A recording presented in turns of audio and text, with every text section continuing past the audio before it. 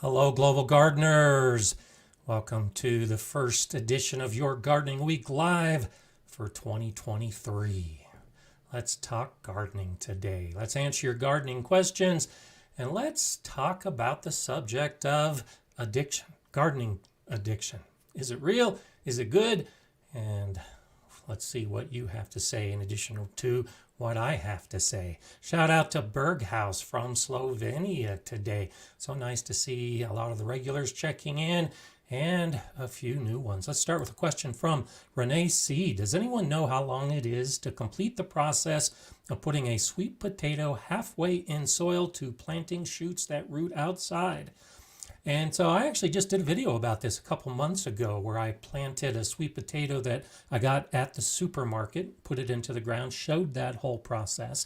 And much of it depends on where you live. If you live in an area that warms up pretty quickly in spring, has nice warm temperatures, warm soil, and the soil stays moist, as some people have already pointed out in the comments, it takes about a month. You put the sweet potato halfway into soil, it starts growing pretty quickly. And after about a month, those shoots can be ready to go outside. If you have the warm soil and the warm conditions and the moistness that those plants need. For the rest of us, and what I show in that video, after about a month, I had those shoots that were developing, the slips of the sweet potato, but it was still too cold, and I don't have those kind of conditions. So for many of us growing sweet potatoes, there's an interim step where you have to take those slips and either put them into a jar of water or put them into a small pot of moist potting soil and allow the roots to develop. Once those roots have developed and you have a nice little plant, usually it's warm enough outside to then move the plant outside. So for me in Colorado, I started the process in March and I had my plants outside in June. So it was about 3 months from the start of putting the sweet potato in the soil to then letting it grow and taking those slips and then rooting those slips. And then, like any plant you're going to grow inside, you need to harden it off. So I spent time hardening off those plants that had rooted, and then I put it into the garden. So hope that helps. A lot of it depends on where you are, and allow yourself some time because it can take time for that whole process of sweet potatoes to grow. And I had pretty good success with it. I really enjoyed the sweet potatoes that I grew. In fact, just last week, I cooked up some of those sweet potatoes that I harvested. So check out that video. No doubt Jay will be putting a link to it here soon. A shout out to Jay and Heidi, our fantastic moderators that do such a wonderful job. And yet another year moving forward with all that fantastic support from them and from so many of the rest of you. Bohemian Herbology, nice to see you back. Good morning from the Midwest. So incredibly addicted. And so that's kind of how I started thinking about this subject today, because I've been looking through my seed catalogs, I've been developing my plan, and this is my garden last week in the background behind me. I'm not doing a lot out in the garden, but I'm still gardening, I'm still staying active. And I had that passing thought, man, I am just so addicted to gardening. And while I'm not a psychologist, I do know that by definition, addiction is often seen as a negative trait. And so it got me thinking, if I'm addicted to gardening, is that a good thing or a bad thing? Is that positive or negative? And should the term addiction even be applied to gardening, which so many of us view as a positive activity? And so I'm a researcher. When I come across something that gets me thinking, I start looking into it. I start doing some research. And I came across a book that was written by William Glasser called Positive Addiction. And in the book, there's 6 primary things that he discusses when thinking about positive addiction as an activity. The first being, it is something non-competitive that you choose to do, and you can devote approximately an hour per day. Check that off. I do that with gardening. I think a lot of you probably do too. Number 2, it is possible for you to do it easily, and it doesn't take a good deal of mental effort to do it well. Well, I think for many of us, gardening actually is calming, and we can do it well over time. So, yep, check that off. Number 3, you can do it alone or rarely with others, but it does not depend upon others to do it. Check. Number 4, you believe that it has some value for you, physical, mental, or spiritual. Absolutely. So you can see where I'm going with this. A lot of my gardening thoughts definitely fall into the criteria for a positive addiction. Number 5, you believe that if you persist at it, you will improve. You need to be the only one who measures the improvement. Absolutely. I talk about this all the time. The more you do it, the better you get at it. And number 6, the activity must have the quality that you can do it without criticizing yourself. And so this 6th piece is one of those that I think really can help differentiate for us whether gardening is a positive addiction or whether it's a negative addiction. With most addictions, it is negative, and it has a negative impact on us mentally or physically. And for those people who have suffered with addictions, you know that you're often your own worst enemy. You're criticizing yourself. And so if you meet the first 5 criteria of gardening as a positive addiction, and I think many of us fall into this trend, the key piece is that 6th criteria. Can you do it without criticizing yourself? And so I want to talk about that idea as we move forward, and definitely get your input as well, because it's so easy for we as gardeners to criticize ourselves while we're doing it. Especially if you watch a lot of YouTube videos, you listen to the experts who are always doing it right, and it's hard to measure up to that. I deal with that. This is my garden last week. There are a lot of videos that are starting to show up on YouTube right now with the gardeners showing you what plants to choose in January and what to put in the ground now. Well, those channels are coming from southern regions that are quite warm, and they can do that.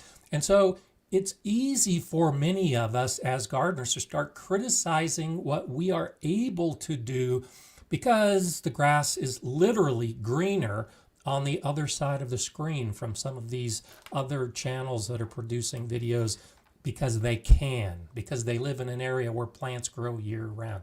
And so that's kind of an underlying theme that I want to play with today. That first, there is such a thing as a positive addiction.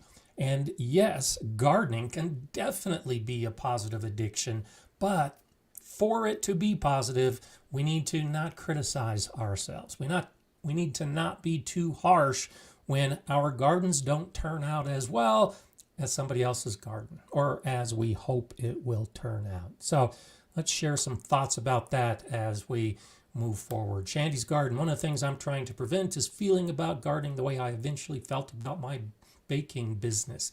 It became way too much of a chore, and I was way too critical. Keep it fun. Absolutely. And that's exactly what I'm talking about. It's where you set the goals, you set your intent within your garden, and you don't meet that, and then you criticize yourself for not meeting it. And especially like me, I fall into this pattern because I want to make the videos. I want them good. I want to show the things that are working in my garden, and then they don't work. What do? Do I show you what didn't work? Often I do. Or do I just scrap the whole project and beat myself up for it because I got it wrong? I try to avoid that. I try to keep it fun. I try to advise all of you to enjoy gardening. And if you can do that, then an addiction, a positive addiction when it comes to gardening is one of those things that I think we can all be happy with. And that's kind of the goal. And that's one of those things that I like to look at it. Llama Llama, I see it more as if I fail at something, it's just a lesson I needed to learn. So true with gardening. And yeah, I've said this before. I haven't said it in recent months, but I've said it in a few of my videos. Most of the classes I've taught, I usually bring up the subject that I have killed more plants than most gardeners will ever grow. It's because I've been doing this for decades. And I've grown thousands and thousands and thousands of plants, and I've killed thousands and thousands and thousands of plants. But every time I killed a plant, it was a learning experience. It could have been seen as a failure, or it could have been seen as a lesson. And I think when we look at gardening as lessons to be learned, then it's easy to not be too critical of ourselves and to be able to chalk it up to that pathway towards that potential success into the future. Carla says, beating ourselves up brings nothing useful. Not only that, it's our point of view that decides what we get out of something. No such thing as should, only is. It's a nice way to look at it. I appreciate that thought as well. Coastal Crocus, big difference between unnecessary criticism and honest critique used for educational purposes. And I completely agree with that. And remember, we're talking about ourselves because we are our own worst critics. I've always believed that, and it is so true for many of us. And so as you look at yourself, yeah, look at the difference between unnecessary criticism and an honest critique. When something fails in my garden, I try to look at it honestly. And did I do it because I got lazy? Did I do it because I didn't know enough? Did I do it because I made some incorrect assumptions? Whatever it is, it's that honest look at yourself with a positive outcome in mind that can make all the difference in the world. Soil and Margaritas, buenos dias to you too. Hand pink wavy. That's good. That's the little picture. That's so nice to see. Let's see. Chris Shannon said, fail equals a first attempt in learning. So true. And so as we think about this time of year in particular for me with all the seeds, I know a lot of you, I saw some of the comments at the beginning talking about addicted to seeds. It's okay.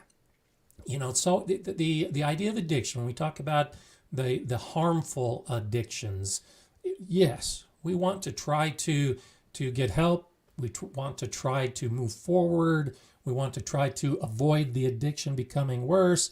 And so when you look at something like a seed addiction, and I talked a little bit about this in my last video as I'm looking through the catalogs, is it harmful? Is it really harmful if you buy seeds every year that you really don't need?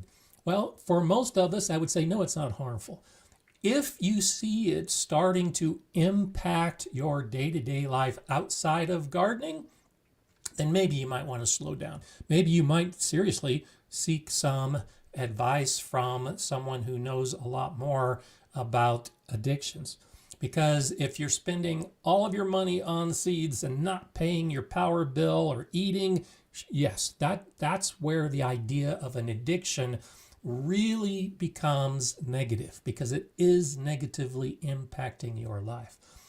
Very few of us, if any, reach that point. And so that's why I think as long as we're aware of it and we see what we're doing and we recognize the benefits of gardening as far as the feel good, the endorphins, and that's one of the things about addictions, particularly the addictions to drugs, where they cause the release in the brain of those chemicals like endorphins that make you feel really good. Well, gardening does the same kind of thing, for me at least. It makes me feel good, which is why I keep doing it, which is why it could be classified as an addiction. One of those activities that it's really hard to break because I get that positive reinforcement from it. If it ventures into that negative side, you're the only one that can decide that. How far are you going to go? I really started this year with the intent of not buying new seeds because I've got a ton of seeds. But then I looked at it not from a monetary perspective or a New Year's resolution perspective. Instead, I looked at the aspects of gardening that I really enjoy, which is trying new things and experimenting and trying to discover those new varieties of plants that can find a permanent home in my garden. I have to buy new seeds to do that. The seeds that I have, for the most part, are seeds that I've already planted at some point, and I just have more seeds in the packets or similar varieties that I'm used to. What I'm ordering now, and I actually will be having a video coming out about this, because the more I thought about it, it's like you all need to have a feel for how I choose my seeds. I'm asked this all the time, especially from new gardeners. How do you choose what plants you're going to grow? And so as I'm looking at my seed addiction, I'm recognizing that it's not that I have to buy seeds or I'm going to feel bad about myself. No, I have to buy seeds to move into that realm of gardening that I enjoy, the new things. And so as I choose those new varieties, what's my thought process? It's not doing it from any feeling of guilt or shame. It's purely a positive approach. And that's one of those big differences between a negative addiction and a positive addiction, is that under those 6 criteria, I'm doing it daily. I like doing it. I do it by myself. I'm not critical of myself as I do it. And so I'm going to proceed ahead with it. So what do you think? How do you approach that same idea of seed addiction? Is it something that you have a very specific purpose for, and that's why you're doing it? Well, then maybe it's not an addiction. Maybe it's just a necessary step to achieve your gardening goal. Soil and Margarita says, one of the things I take into consideration when I buy seeds is heirloom / open pollinated. In case I like the harvest, I want to be able to save my own seeds. Exactly. In fact, I found myself doing this yesterday as I was looking at some of the seeds I'm planning to buy, and I came across a couple of varieties. I thought, wow, this is great. I really like the sound of this new variety that I haven't tried yet. And then I saw it was a hybrid and thought, well, I as well like the idea and prefer the idea of heirloom and open pollinated seeds so that I can save them. And that's really the big intent for trying these new varieties, is to find something that I like, that does well in my garden, and then save the seeds for the future without having to buy them every year. So completely agree with you. Tanya's Townhouse Garden, since perennials do not flower the first year, can they be started now indoors? Absolutely. Absolutely. In fact, that's the approach I've been taking for years now. Most of the perennials in my landscape I have started from seed, and I start them typically in midwinter and then put them outside as plants. And depending on the plants, some of them are actually pretty good size by the time I put them out, comparable with the size you would buy at a nursery. They're just not flowering. And then I have patience. I put them into a spot where I want them to flower, and accept that in that first year, many of them are not going to flower. Next year, the plant is robust, it's had a full year of growth, and it's going to flower. So absolutely, in that first year, you can get started earlier than you might think. So it depends how big you want the plant to be when you put it out into your garden. And so, and when you're going to put it into your garden. And most of the perennial plants, if you can put them into the garden in mid to late spring, that is adequate for most of our climates. And so for a plant to be big enough to put a perennial plant to be in the garden, 3 to 4 months from the time you started from seed is usually pretty appropriate. And I haven't done it yet, but it's on my list in the next couple of weeks to start some of the perennial seeds again. I've got some of my seeds in the refrigerator going through the cold stratification. I showed that in a video last year. where I was cold stratifying my seeds in the refrigerator, and I'm doing that again this year. And so I'll be starting those seeds here real soon, because the time frame will be up for those seeds to benefit from that cold so that they can germinate. And a lot of perennial plants we grow follow that same basic pattern, where if you save the seeds from your perennials, store them in your refrigerator, because if the seed is able to mimic in your refrigerator what the conditions would be outside in your garden, there's a better chance of germination for them. So Bettina says, I have my must plant, and then I go for ordering my would like to try out. Every year try one new variety of something. Good for you. I like that idea. For some of us, though, instead of the one new variety, it ends up being 5 or 6 new varieties, and that's one of the things that I try to avoid if I can. Janet Cruising, if you don't use all the seeds you buy, how do you store them? So I have a few videos. I've got one that I really like. I think it's about 2 years old now, and I'm sure Jay will start looking for it here pretty soon. I have a full video on how to store the seeds, and it's simple. Basically, you put them into a dry, cool, dark location, and as long as those seeds stay dry, they can store for years. And I typically store my seeds either in glass jars or in plastic containers. And my basement is the coolest part of the house, so that's where I store most of my seeds, except for the ones that I'm cold stratifying. So you can check out my video on, and just do a simple search of Gardner Scott storing seeds, or Gardner Scott how to store seeds, and you'll find that video. And I show the whole process that I like to use, and it actually works pretty well. So Tammy says, I might be an addict, but I call it enthusiast. I like that. I not only have my garden, I also have over 100 house plants. I just get a lot of joy from growing things. Good for you. And I think you've hit the nail on the head. It's the joy. It's doing it for the joy, not doing it because you have that physical compulsion to do it, but doing it because it does bring you joy. And like I said, I get out in my garden and the endorphins kick in.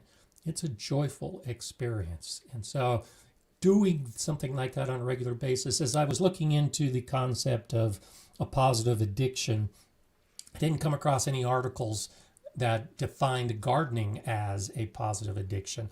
Most of it was focused on runners who run every day and get those same endorphins, or people who meditate every day. Same basic idea. Those are often seen as positive addictions. They bring those good feelings for the people doing it. It'd be nice to see a paper that clearly defined gardening as a positive addiction, but within the psychological environment, with the papers that are being written and even the discussions, there are some that think the term positive addiction shouldn't even be used, because addiction is a negative term and it's seen as negative. So it's an oxymoron to say positive addiction.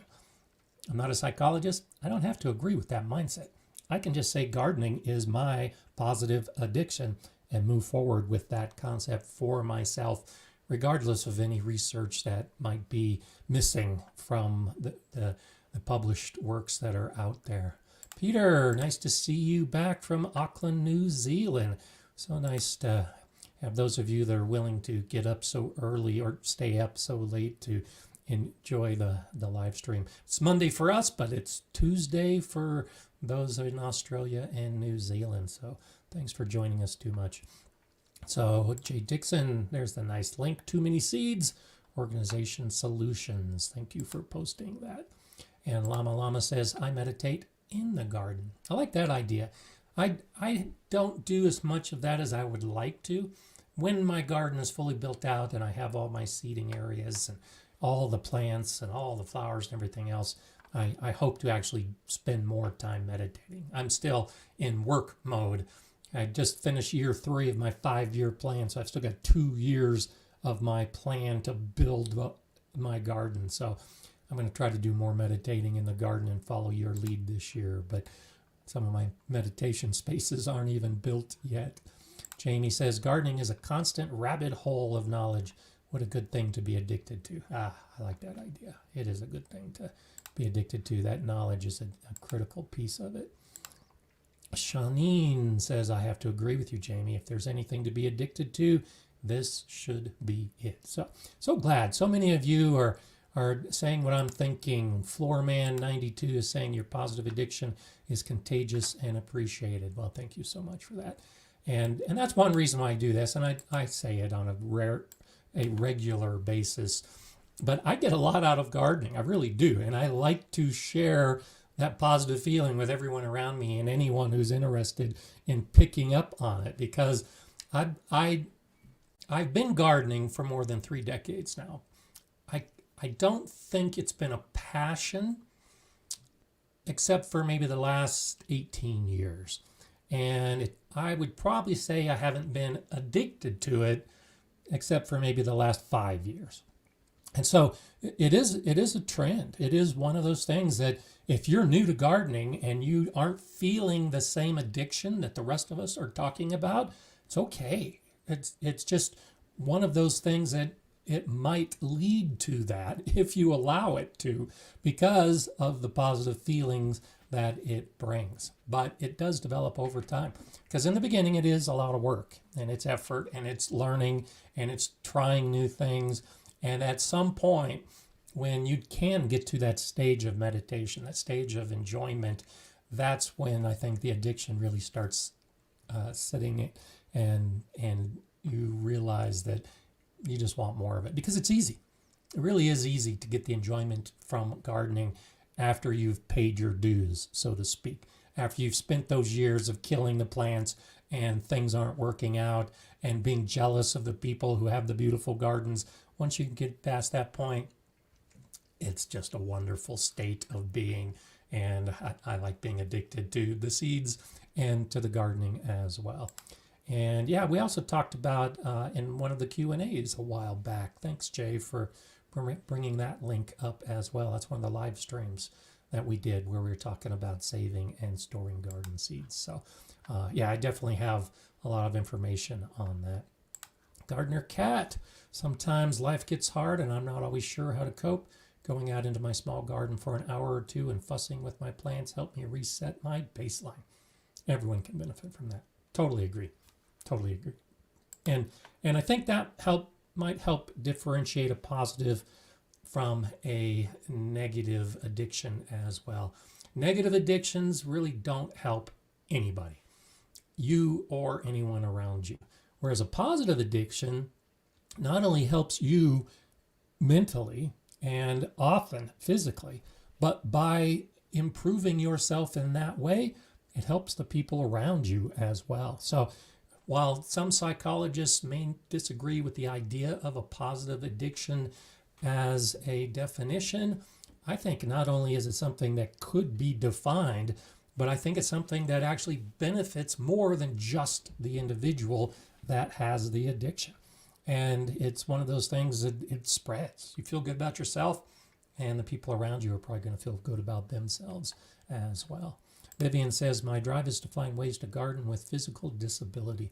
That's a good goal. And somebody, I saw some comments, and I'm not sure if it was you or not, Vivian, I don't think so, but some comments to some of my videos this week that was talking about physical disabilities and gardening, and I had answered some questions. And so I've actually added that to my list of videos. And right now it's programmed for the March or April timeframe about designing a garden to work with physical disabilities. Because when I worked at the Galileo School Garden, and most of the kids who were coming out to the garden on a daily basis were the special needs kids. And there were whole sections of that garden space that I designed specifically for the special needs kids and for those kids with disabilities. I set up the garden. I had the height of the beds and the distance between the raised beds all laid out for a couple kids in particular who were in wheelchairs. And they could come out and garden in wheelchairs. and be able to join the rest of the class. So it is a nice goal. It can be done, and try not to let any of the physical disabilities you might have stop you from getting out and gardening. It takes effort to figure out that design and to put it all in place, but it can definitely be done.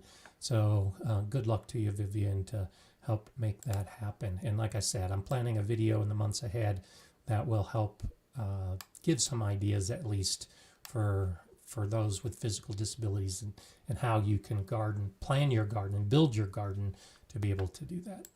Patrick, Happy New Year to you. Thank you so much for that super chat. Always appreciate it, and always nice to have you here. Thanks so much. Okay, let's see. Backyard gardens, it's also a need of survival. Yeah, there are so many aspects of what we need for survival that I think gardening checks off. We've been talking about the mental aspect of it, a little bit about the physical improvement that gardening brings, in addition to just you can grow your own food and you can bring your family together by making it a family activity in the garden. So yeah, I agree. It's a need of survival, and I think you can define survival in a number of different ways, and gardening definitely meets the criteria just about any way that you want to define it. So I say go for it. Absolutely go for it. Okay. Rachel says, for those of us who do suffer from mental health issues or negative addictions, become Gardener Scott members and join the Facebook group. The regular support is so invigorating. Well, thank you so much for that, Rachel. Yeah, beneath this video is a link, I should say. And depending on what device you're watching it on, there's actually a little blue and white button that says join. And you can join the Gardener Scott community at different levels. And I throw in different perks throughout the month, depending on what level you're at. But all the levels can enjoy the Facebook group. And it's a Facebook group of just Gardener Scott community members. As Rachel points out, it is incredibly supportive. And there are people every day who are uploading videos and pictures of their gardens to either ask questions or to show what they're doing and offer ideas to the rest of us. So yeah, it really is a fantastic community. And I agree with you. It's completely positive. The support from everybody in that group is incredible. So if you're looking for that extra little bit of opportunity to rub elbows with gardeners, think about joining oh, there's Mala. Think about joining the Gardener Scott community. So say hello to everybody, Mala. This is her way to say, what are you doing? It's been a while since you were in this room. So that's my garden dog, Mala, for those of you who haven't met her in any of the videos yet. She's a sweetie. She has been enjoying the snow, but hasn't been able to get out as often as she would like to. So that's my little garden pup that is my garden buddy when we get out into the garden. And yes, like Urban Chicken Mama says, she's cute. Llama Llama, thumbs up on that as well. And Jay says, hi, Mala. So that's good. Jihad is saying, good evening. Is this the gardening addiction help group? I'm a jihad and I'm addicted to gardening. That's funny. So yeah, and so actually, yeah, this is an addiction support group. In negative addictions, you often have support groups to avoid the addiction, and this is a positive addiction, and this is a support group to get us more involved with the gardening and the positive aspect of it. So yeah, that's a surprise guest appearance. And actually, funny you should say that, Jay. It's a lead-in I was going to talk about. But I've been working, I think I mentioned this the last time, maybe a couple shows ago. And so I've already got some guest appearances lined up for the next couple months. And so at least once a month, maybe twice a month, I'll be having guests on the show, and we'll be talking about different subjects as the guest varies and as the topic varies. And so the first one, I think, will be in 2 weeks. And so Eli from In the Garden with Eli and Kate will be on the show, and we'll be talking about a little experiment that we'll be doing where we're going to be growing some of the same plants and she lives in Scotland and I live in Colorado, and we're going to be comparing the results of thousands of miles of difference between one garden and another, but with the same plants, and see what the results happen to be. So we'll talk more about that here in just a couple weeks. Just a little bit of a teaser for when she shows up. Britt says, my four-legged baby has something going on with her. I'm sorry to hear that. Waiting to hear back from the doc. Any positive thoughts and prayers are appreciated. Well, we do hope for the best, of course, Britt. So sorry to hear that. And I hope it is a positive outcome completely. Shandy's Garden says, learning from each other has helped me stay in my lane. Helped me know more of what I can do and how to recognize what's not going to work. This support group also hones skills. I like that idea. Absolutely. And Linda says the Gardener Scout community is the best. Thank you, Linda. I appreciate that. I tend to agree. I think the group is incredibly good. I've had some discussions in recent weeks with some friends that are doing videos in completely different arenas.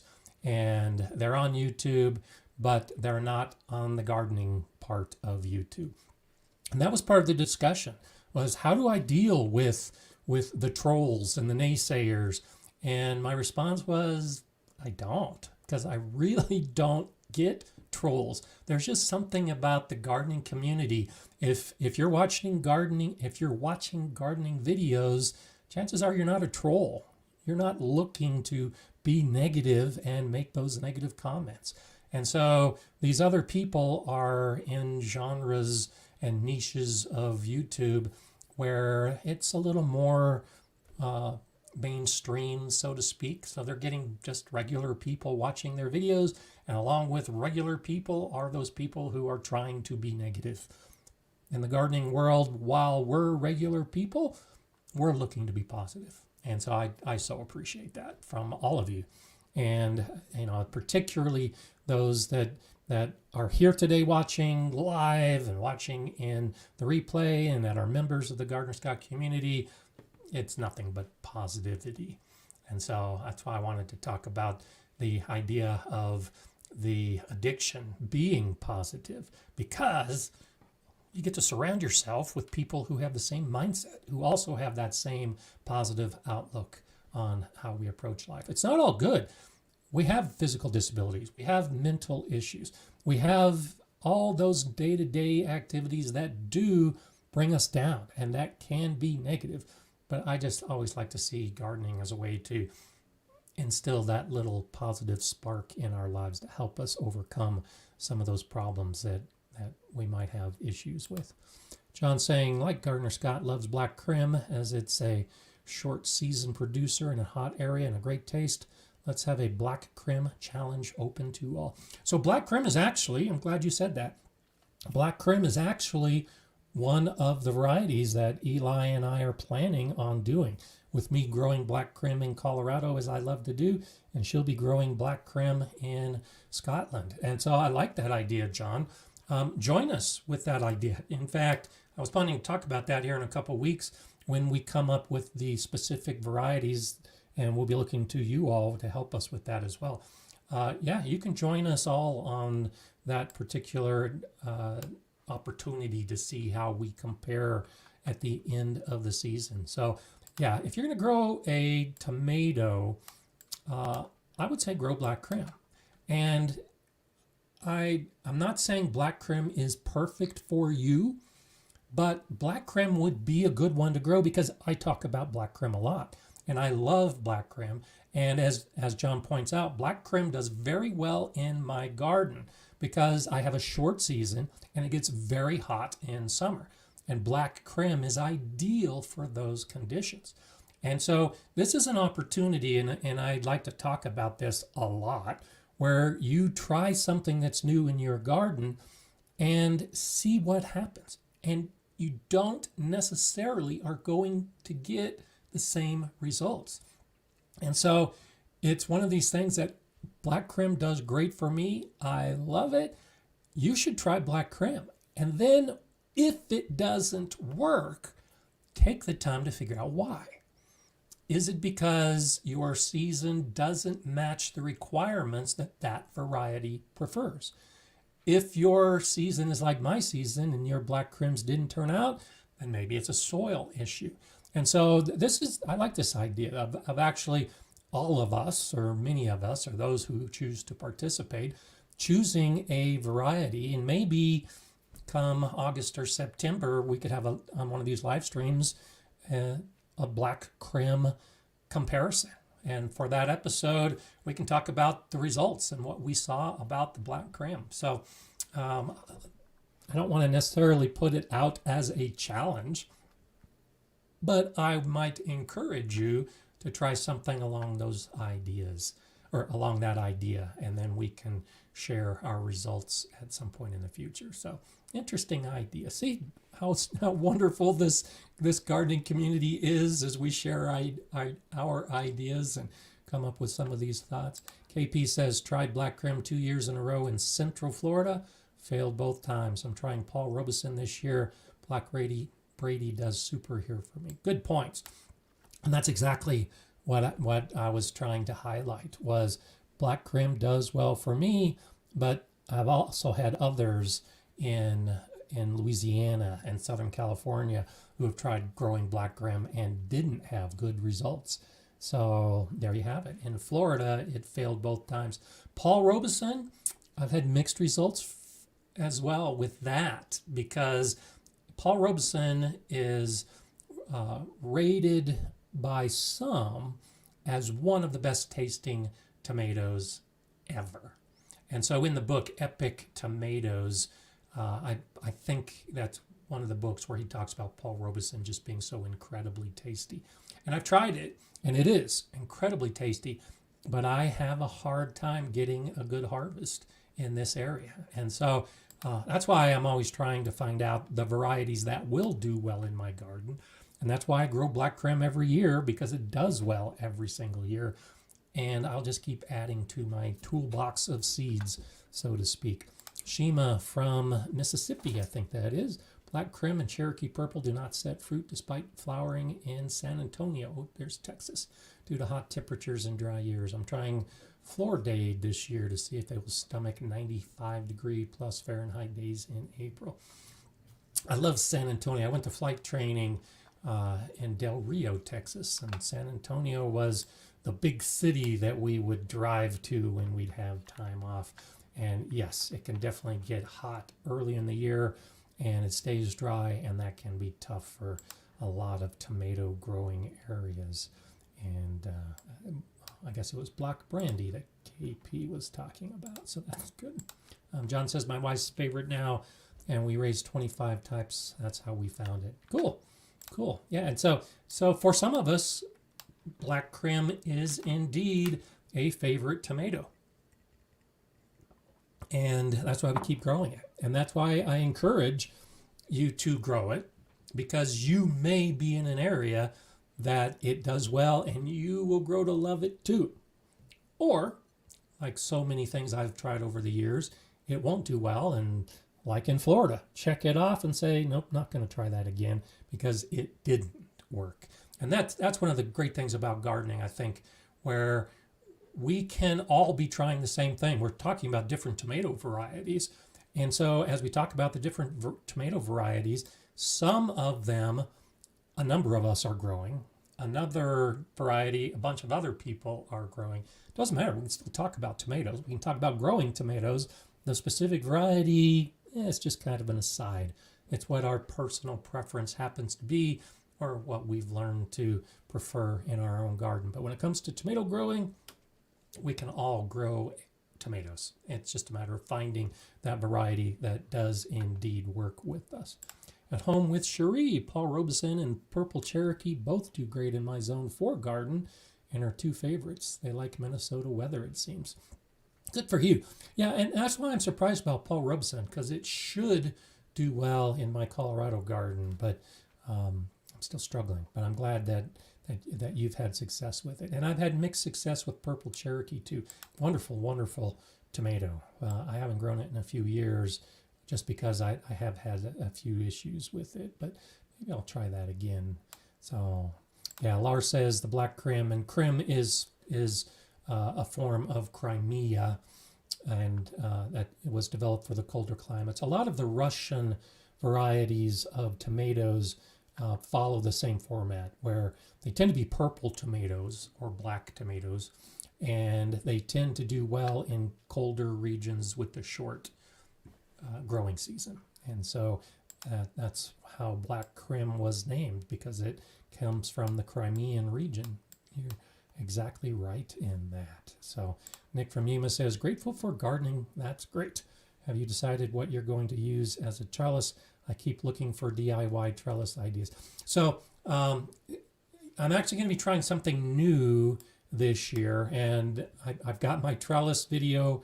I think I have a couple of them planned, but I came across a new trellis from Forever Garden Beds. So I have the metal beds, the Forever Garden Beds, and this last year I got some trellises from them. It's a circular trellis that should work really well in the raised metal bed. So I'm definitely going to have a video on that, because that's one of the issues. I did a video this last year on the Florida weave, and I used the Florida weave in my raised metal beds.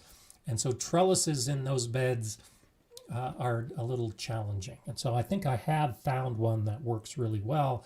And so definitely look for that video probably in June or July, once my tomatoes are growing and I have the trellis set up in those raised metal beds.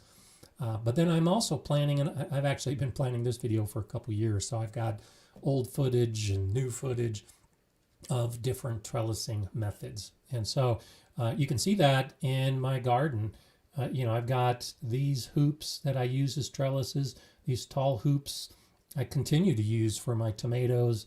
These small hoops are the trellises that I'll use for peas and beans.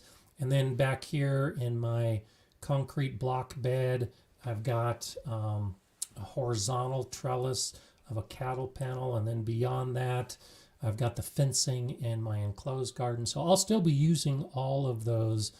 But as far as new trellis ideas, I have a couple that you'll probably be seeing a video on in the summer. And one of those is that circular trellis from Forever Garden Beds. So you can go to their site. In fact, there's a link below for Forever Garden Beds, and you can use the Gardener Scott code to save some money. And if you're looking for trellises now, go ahead and check out Forever Garden Beds and check out that circular trellis. And it's pretty sturdy, and I think it's going to work real well for the tomatoes if you're growing them in raised beds like that. So more to come, Nick, more to come, but it's definitely on my list of things that I'll be working on this year.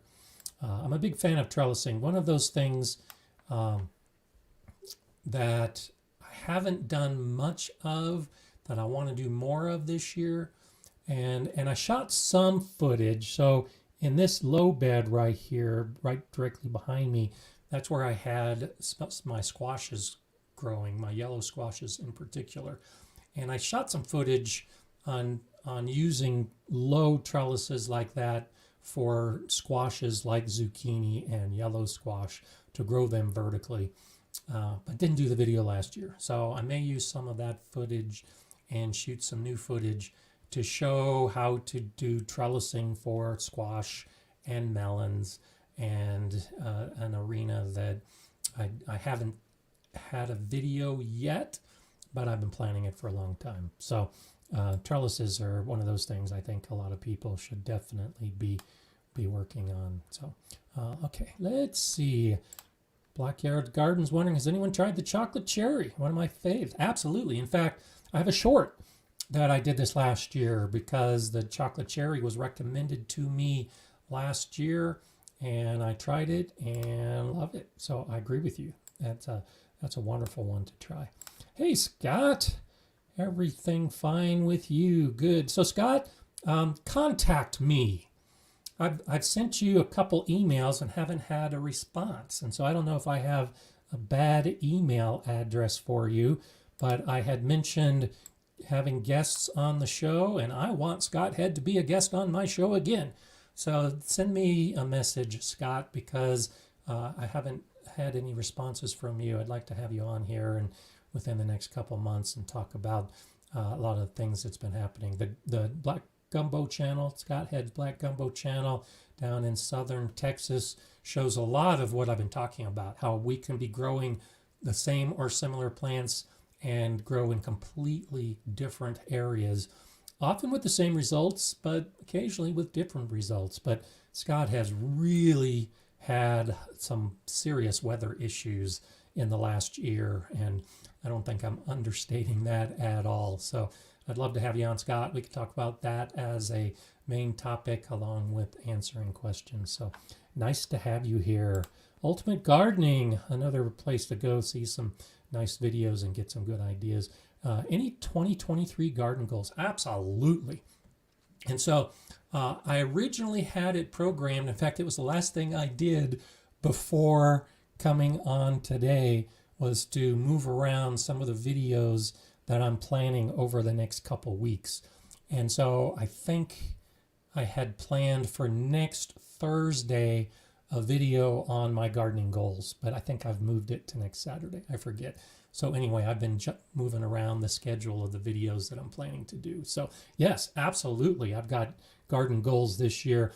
The broad topic of garden goals for me this year is new things in my garden, new ways of doing things.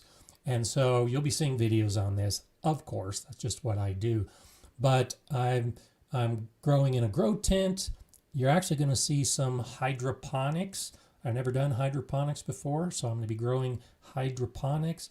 I'm going to be growing some very specialized plants like the super hot peppers. And so I'm really trying to stretch my gardening world. And yeah, I know a lot about gardening. I've got a lot of experience, but I'm the first to say I don't know anywhere close to as much as I'd like to know. And that's what I'm doing this year. My main goal is to really stretch my gardening world into new things that I haven't done before, or maybe just dabbled in. I've grown the super hot peppers before, but not as a programmed effort, growing a number of different types. So those are some of the things that I'll be working on this next year as far as gardening goals. Thank you for asking that question, because I think that is one of those things that I don't call them resolutions. I call them gardening goals. I think I mentioned that in the last live stream. And so I've set garden goals as far as what I'm going to be doing in the garden. I also have goals for projects. I really want to get my pergola built this year. That's part of my 5-year plan. This is the year it's supposed to happen. There's some new areas of the back of my garden that I need to add some new beds to.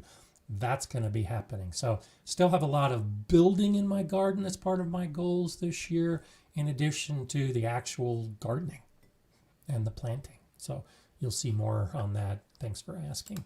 Jordan Marie Organics, been getting so many great ideas for the upcoming season from watching your videos. Well, thank you. I'm so glad to hear that. Thank you for all the great information. You're very, very welcome. And thank you for that super chat. I definitely do appreciate it.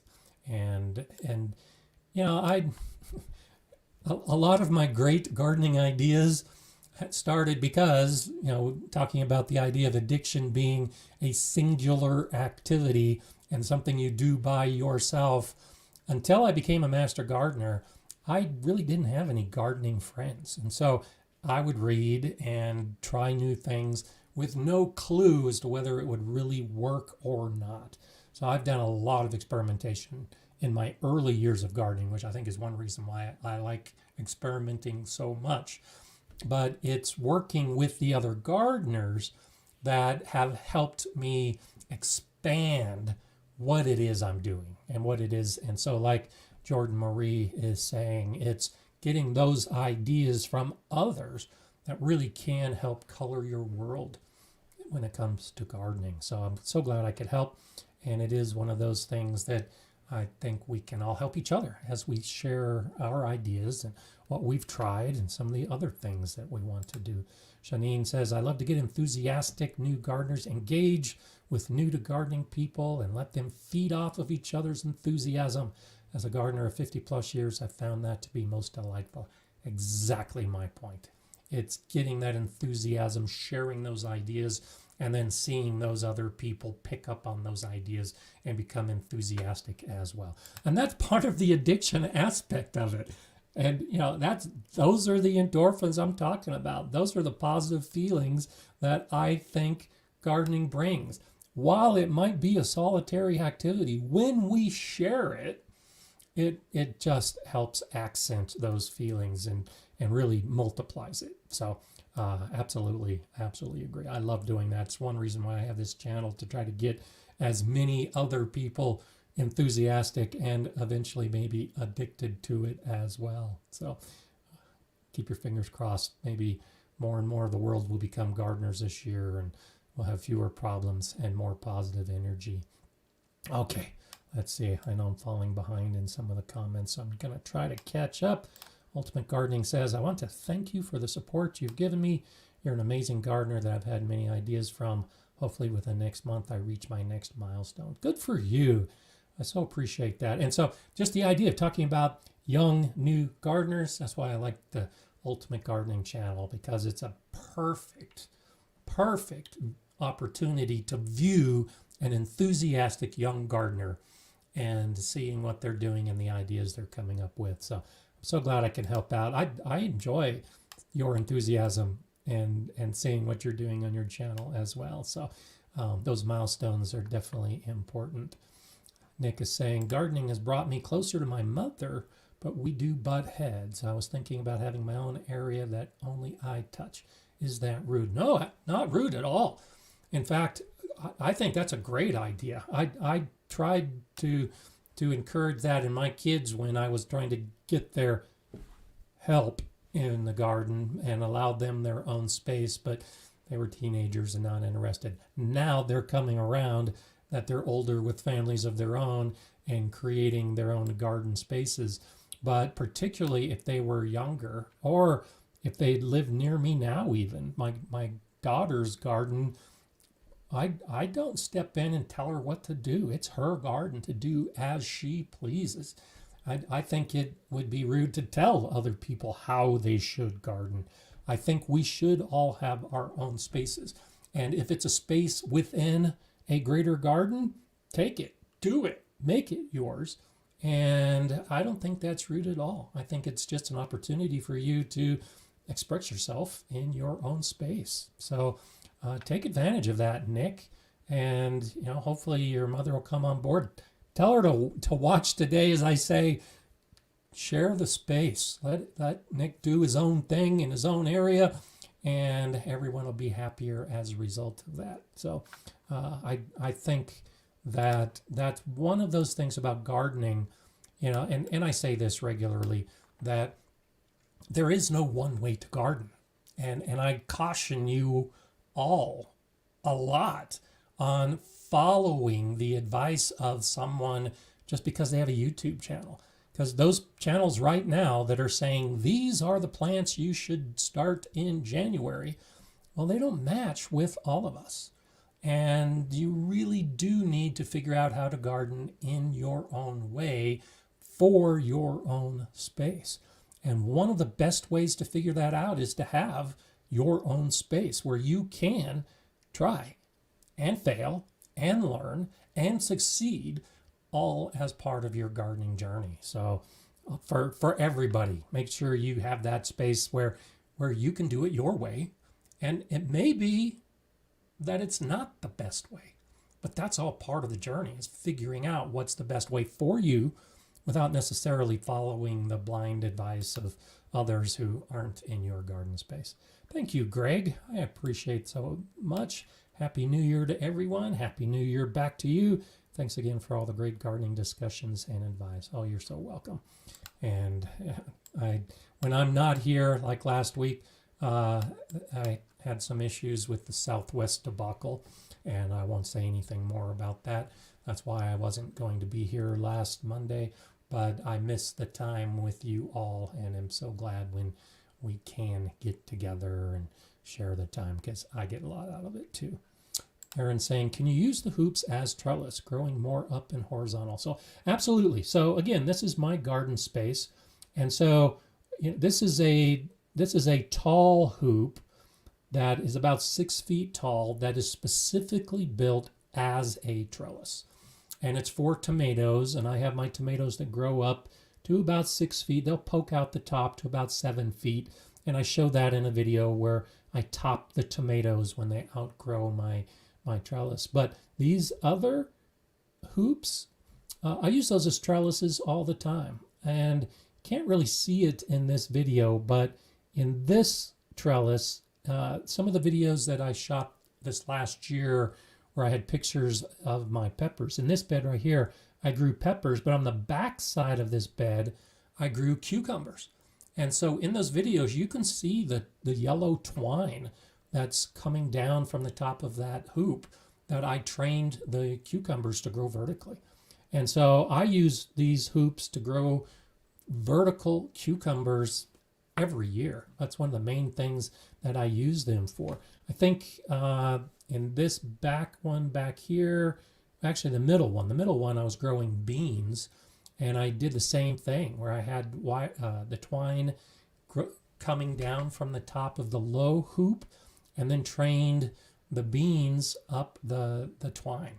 And so that was a nice easy way to get the beans to grow vertically. I do the same thing with peas. I already mentioned that I use these hoops for the squashes to grow vertically. So yeah, absolutely. When we talk trellises, that's one of the things I'll be talking about in the trellising video that I was referring to, is we often think a trellis is a tall, flat surface that sits next to the plant, and the plant grows up a wall. And the trellis might be a lattice work, but it's essentially a wall that the plants grow up. Well, there's lots of options. I do most of my vertical trellising with twine, and the plants grow up the twine, and then when they get to the top of whatever the trellis is, I either direct them in another direction or pinch off the top to stop them growing. So hoops can definitely be used as trellises, and I think the horizontal trellising, I've got a video on growing tomatoes horizontally. I did that video a couple years ago where I showed my fencing that isn't tall. It's only about 5 feet from the bed to the top. And so I trellis my tomato plants, but I train them horizontally so that I can get the most growth on that trellis and the most fruit. So yeah, lots of options when it comes to trellising. Two gals, I'm experimenting with insect netting in 2 8x4 hoop houses this year. Is there a formula for determining the sizes to purchase? And so if you're talking about the insect netting, I'm not sure about a formula and exactly what you might be asking. But for the insects you have, it's beneficial to understand their life cycle and what the purpose of the netting is.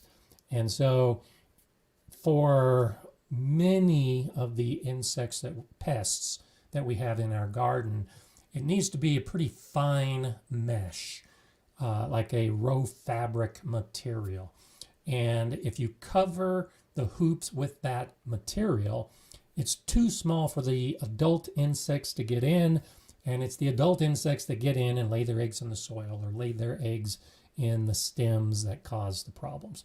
So if you can keep those adults out at that critical time that they're flying around your garden looking for a place to lay their eggs, then an insect netting can be very effective. If it's a bigger insect, and again, it depends on the insect and what you're trying to prevent, you can get by with a bigger mesh. It just needs to be small enough to keep the insects from getting in. And so I'm not sure about a formula that you're talking about, unless you're talking about the mathematical formula for the size of the material to go over the hoops.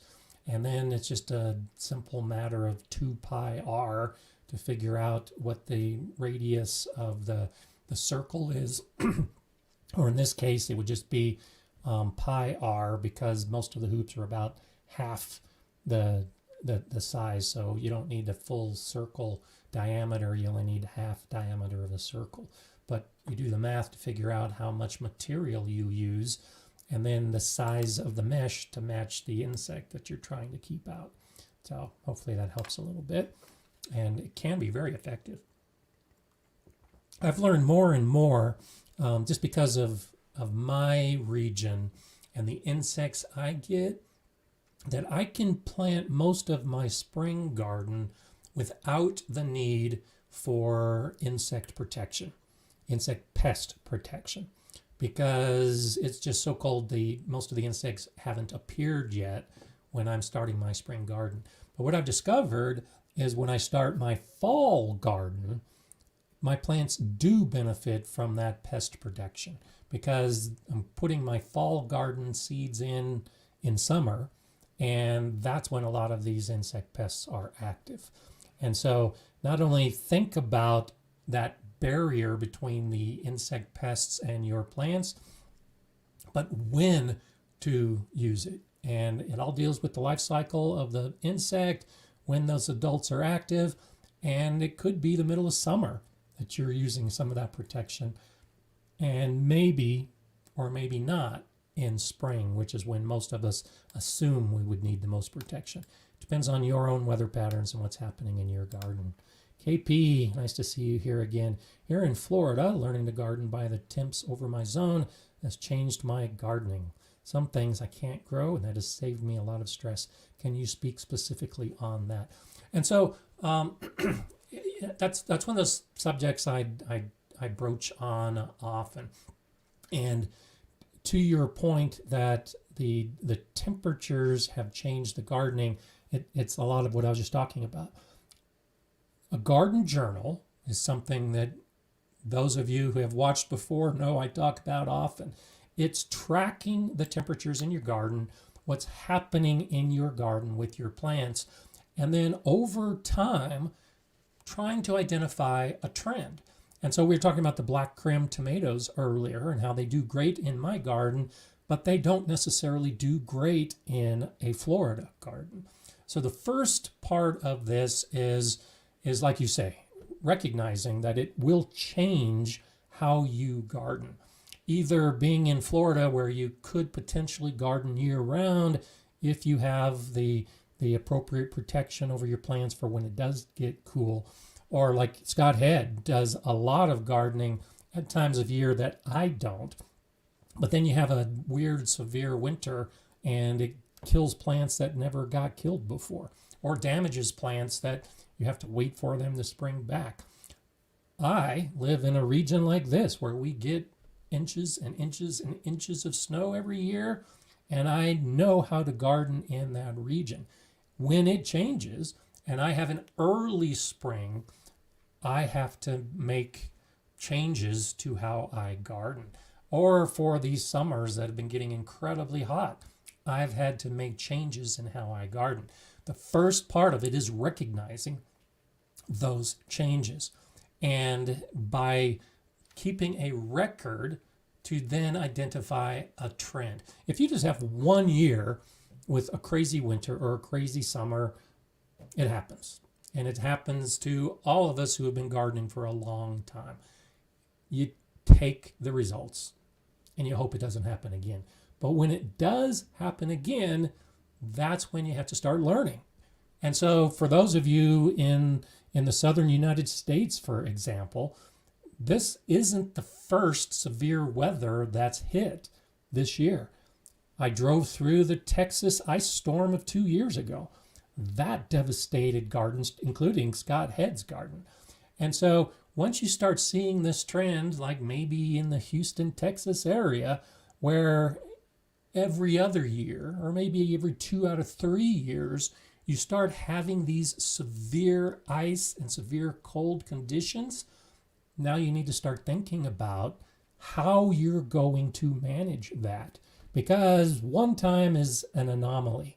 2 times might be just a coincidence. Beyond that, it could be a pattern. It could be a trend that's developing that will influence what you need to do in your garden. So if you're living in Florida or Louisiana or Mississippi or Southern Texas, yeah, it's watching Gardener Scott videos as I show you how I garden in the snows of Colorado and how I deal with my plant protection when the temperature drops.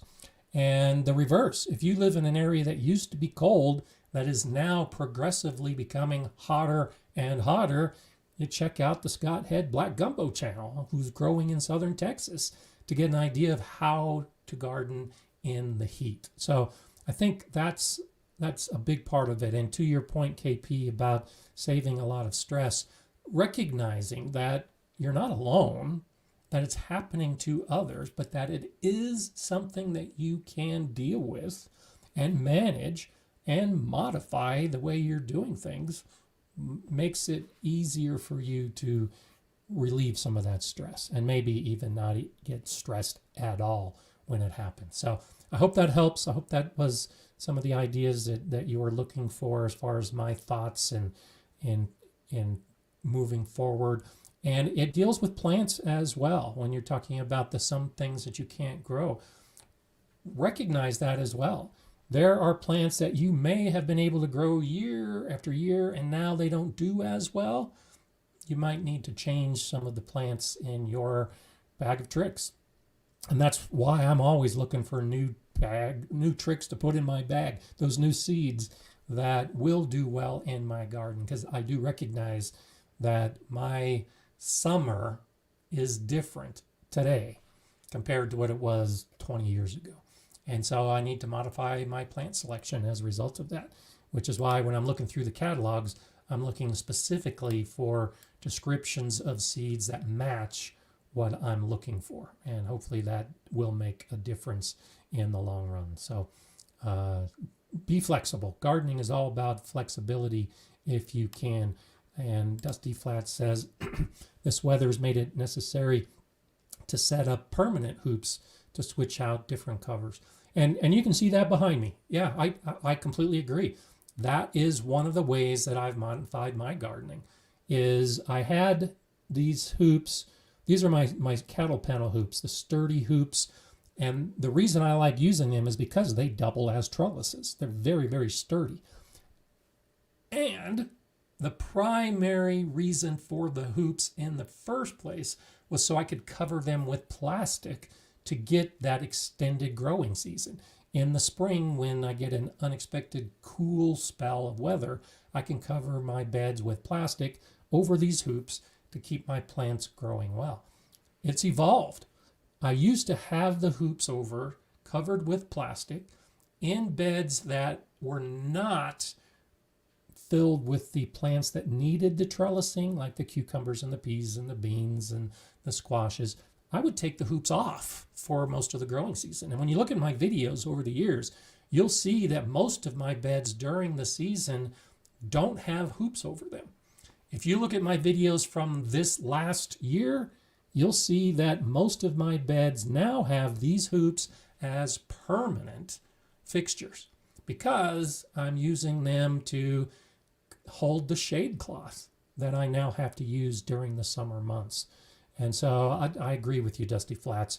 It's one of those things that, in my case as well, the hoops have become permanent because they're holding plastic during the cool months and they're holding shade cloth during the warm months. And now, particularly for the fall crops, as I talked about, they're also holding the fabric to keep the insects away in the summer months as well. So a permanent hoop system may be in your future, maybe something to think about. And I love my cattle panel hoops because they need no extra support, they're strong, and they can serve multiple purposes. Okay, let's see. KP says, I should have specified. I look at the best growing temps when planting anything over the plant by dates. I planted my potatoes January 1st, waiting until March. They fail on the back end from the heat. Good point. Okay. And so, again, looking at your own garden, your own conditions, and not taking the advice of people who don't live in your area. Potatoes are a real good example of that, where a lot of videos out there are telling you to plant your potatoes in March. Well, how many of those are in Florida? And so you do have to look at the entire life cycle of your plant to determine the best time to put the plant in your garden. And actually, this is what gave me the idea for this video. I talked about how I choose plants. Napa cabbage. I've been trying to grow Napa cabbage for 3 years now. I really want to ferment from some Napa cabbage, and I haven't had success with it because I can't get it in early enough before it bolts, because even though I've been trying to put it in earlier, I've just been getting some crazy hot temperatures way earlier than usual, and the Napa cabbage that I've been growing has been bolting. I found a variety of a slow bolting Napa cabbage, and I'm buying those seeds because I want to grow Napa cabbage and I want to avoid bolting because of the changing weather.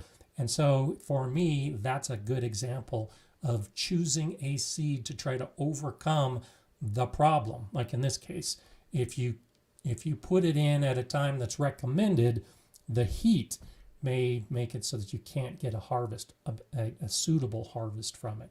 And so as KP points out, good example. Now, many of us can't be putting our potatoes in January. We don't live in Florida or a region where our soil is even thawed out yet. But it's okay to make adjustments. It's okay to follow your own pattern and your own planting schedule. And that's why, like I began today saying, all these videos out there that are saying, do this now in January, there's going to be videos like that in March. Do this now in March. Well, most of those videos don't match my garden at all. And you have to be careful and do the analysis to see if that advice matches your garden. And I love that idea, KP. If you've discovered that putting potatoes in January is what works for you, kudos, go for it. And I hope you can find all those other patterns as well. I'm growing a lot of peppers this year. I've mentioned that before. And when you look at the seed packet of peppers, it says that you can start the seeds 10 to 12 weeks before your last frost date. And that's usually when I start my pepper seeds. But for me, particularly with these super hot peppers I'm going to be growing, I recognize that the plant I put in the ground needs to be bigger because it takes a long time for some of these super hot peppers to mature. And so instead of following the accepted wisdom of 10 to 12 weeks for pepper seeds, I'm going more of the 12 to 16 weeks is when I'll be starting my pepper seeds. So make adjustments as needed. And if you find something that works for you, go for it. And don't feel that you're doing something wrong at all. It's doing it right because if it works for you. And so I fully support what you're doing and fully support that idea and encourage that you can do more analysis and more experimenting so that you can find an easy way to garden so those things do work on a regular basis. Scott says, I can grow Napa only because I can usually grow through winter. There you go. But I can't grow a lot of things in the heat of summer. I made kimchi with the cabbage. It was awesome. Yeah, that's my goal. You know, I ferment beets. I ferment zucchini. I make my my sauerkraut. I ferment my peppers.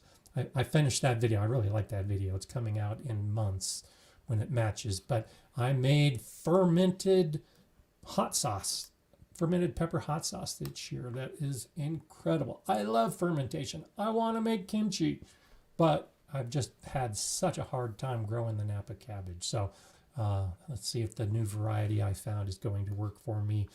I may end up just growing it indoors in my hydroponics or my grow tent because I've had so much trouble with that temperature extreme that I tend to get. So I'm glad to hear that, Scott, because I think, in fact, actually, I think you've got a video on making the kimchi, don't you? I know you've got some videos I've been catching up with lately that talks about some of those things and the way you use the harvest you have. So great idea. I love that idea. Heidi says, I will also have to start my super hot peppers 12 to 16 weeks ahead of my last frost date because they are late 100 days to harvest and my season is short. Yeah, exactly. That's exactly what I'm confronting as well. And so starting the seeds earlier so that you can fit them into your short season is exactly one of the solutions that I've come up with. Ultimate Gardening says, I was able to do a collab with David the Good. Awesome. I didn't see that. He's an expert when it comes to fruit trees in Florida and Alabama. Great info he provides. I'll have to check that out. Yeah, David the Good, he great channel. Many of you probably watch. He's been around for a long time, and he's one of those channels that shows what he grows and tells you how to grow it. And some of us who live in a completely different region can't grow it at all. And so it's that awareness of where the person that's making the videos is coming from, literally, so that when you see it, you may think, oh, well, I'll grow that. He makes it look so easy. And then like those of us that have 100-day or 120-day growing seasons, we just can't grow things that have a much longer season. I was looking at moringa and thinking about trying to grow moringa as an annual. I have some viewers, particularly from India, who grow moringa, and it's used a lot there. And I'd love to grow it, but even some of the varieties that I've been finding, seeds, talk about it growing as an annual. And even as an annual, you still need at least a 120-day growing season. And so I'm trying to figure out how to grow moringa. I think it may end up just being a container plant that I bring indoors to be able to harvest it at some point, rather than accepting it as an annual. Because even in my region, an annual plant like that wouldn't make it. And that's the key, is recognizing the limitations that we all have. Heat, cold, whatever it happens to be, to get the success that we're looking for. John's saying, believe peppers love mulch more than other veggies, so give them extra mulch. Yeah, I definitely mulch my peppers. I've had really good success with hot peppers. I've grown cayenne peppers every year. They turn out beautifully. The Long Joe cayenne peppers this last year were beautiful. And my jalapenos do great every year. And I agree with you. Part of the reason for that is the mulch helps moderate the soil temperatures. And even though most of those hot peppers like the hot conditions, they don't like hot soil. And so mulch is a great way to help grow the peppers. And hopefully with bigger plants going out. And I'm actually going to put some of these peppers into my greenhouse as well. And so I'll be showing that. I've got a video. That's actually the video that I moved to make room for the goals. Is I'll be doing a video where I talk about some tips on growing hot peppers and starting them early from seed, and how you put them into the garden, and how the conditions that they grow in make a big difference. And then I'll show you some of the peppers that I got from Pepper Joe's, some crazy varieties of super hot peppers. So we'll definitely try that. Okay, let's see. We're rolling down. Thanks, Jay, always there helping my channel. And Jay, it's as much yours as it is mine in this live stream, because you're so active and getting everyone to give the thumbs up and subscribe. I do appreciate so much. Heidi says, I mulch my peppers with straw and they do great. Yeah, straw is actually my primary mulch as well on my peppers. And I agree with you. They do great. It's one of those things that it's easy, and I've never had a problem mulching my peppers with the straw that I use. So good for you. So I did want to talk a little bit about the background today. I know I've referred to it a couple of times, but one of the things I wanted to highlight from my garden covered in snow I really like the idea of 4-season interest in gardening. And so I leave a lot of my plants up during the winter. One, so that if there's a seed pod, the birds can eat the seeds, and they're always looking for food sources during the winter.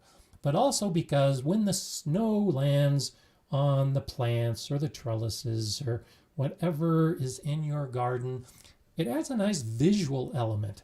I think so. I think the ice and the snow and the hoar ice, the frost, all of that can really add a nice visual element if you live in an area where you like having that with the cold of winter, as opposed to the cold of winter killing your garden. I like the idea of the snow becoming one of the interests visually in our garden. And so as you move forward in this year of gardening, think about how you can achieve multiple seasons of beauty in your garden. Even when my garden is covered with snow, I still like going out and looking at it. I like looking at the designs that the snow paints in my garden. I like to see what's happening. Even when the plants are all dry, I can still get some positive visual impact in my garden. My front landscape, I have a lot of ornamental grasses, and I have bushes and shrubs that I leave up all year round. I'll trim off the grasses before they start sprouting again in spring, of course, but I leave that element in place because it's part of my plan. It is a visual element that I put there on purpose. So think about that. The plants themselves, but also the structures in your garden. Can you choose something that gives more than the original intent? If you want a trellis, put up a trellis. But if you can put up a trellis that looks nice, that has a decorative component to it, maybe paint the trellis so it adds color to your garden. Think in those terms as you start expanding your gardening world. Think about how you can take something that you wouldn't even think twice about, and now think twice about it so that it becomes an important part of your garden visually. And this can really help with that enjoyment. All of these little projects that I do for myself to improve my garden, if I take that extra step, if I paint it, if I bend it, if I choose a material that I think is more visually appealing, the aesthetics of it often, literally, will make me smile. There are areas of my garden that I walk through and I'll see something and it just brings back that memory of, I designed that, I built that, I put that there so that it would make me smile. And then when I see it, it brings a smile because that was its intent all along. So as we come up with our goals and as we develop our gardens, and even if you're right in the middle of your gardening season in New Zealand and Australia, start thinking about that. Each of those activities that you are doing in your garden, how can you make it better for you? Because this addiction feeds on these positive feelings. And the more positive feelings that you can create, the better it becomes. And so think about that aspect of it, like leaving hoops up in the middle of winter so that when they're covered with snow, you could walk through your garden and smile because it's beautiful, as opposed to just flat, bare beds. Or put some garden art in place. Maybe put some garden gnomes that will be covered with snow, and they are the first things that will begin to melt. And so if you've never had a garden gnome in your snowy garden, put one in, because the face of the garden gnome is probably the first thing that's going to appear when the snow starts melting. That brings a smile to my face, especially when you have garden gnomes that were gifts from your family members. It's a double reason to put it out there. So have you thought about that? Have you thought about gardening for yourself so that you feel good about gardening? Because it prompts that extra little bit of a memory, that extra thought, that extra something that you designed for your garden. I hope you think about it. If you're already doing it, by all means, share in the comments those things that you're already doing that you find to be enjoyable, that brings that smile to your face. And if you're not doing it, start, because it's one of those things that I think you will realize is a benefit. And I've got so many things around my garden that prompt those thoughts. Some of those things that I've built years and years ago that I still use, still have, and still give me that warm feeling every time I see them in my garden. And I got a few of those kind of gifts over the holidays, and I'll be adding them to my garden, and they'll just prompt new memories in the time ahead. So it's all about keeping this addiction of gardening positive, keeping those endorphins flowing, and keeping us going out into our garden to enjoy every minute that we can. So glad to be with you here on this first show of 2023, and I look forward to the entire year being filled with this community and the enjoyment that we bring each other. So I'll be back next Monday. I hope you're back as well, and we'll talk more gardening at that time. Hope you have a great gardening week. I'm Gardener Scott. Enjoy gardening.